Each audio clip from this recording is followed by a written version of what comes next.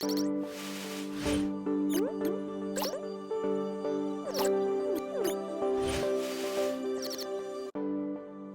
I'm Ruben Garcia with Edinburgh ECISD Media, and we are here at Barrientes Middle School, where it's time for a special edition of this week's Center Stage.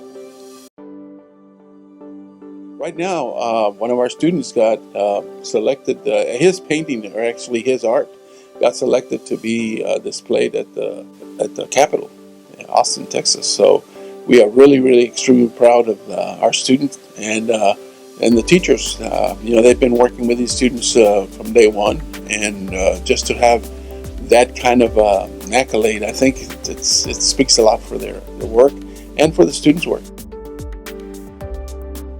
So Val did very well last year at one of our big competitions, which is our base competition.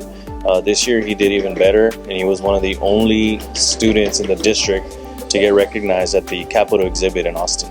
Students from all over the state, they submit artwork to Austin and then they get selected. So his artwork is actually going to be displayed at the Capitol.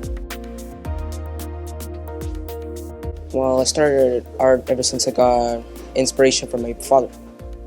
I usually started doing some scribbles and smiley faces on figures, but then I started getting more technical and drawing more details, to the point now. It's been in some competitions, it's been favored by my family members, and sometimes even my own family members buy them. After there was a competition that I knew of, I started drawing a Quetzalcoatl, which was the theme of the competition. I like being in my own world and drawing figures that I can imagine myself.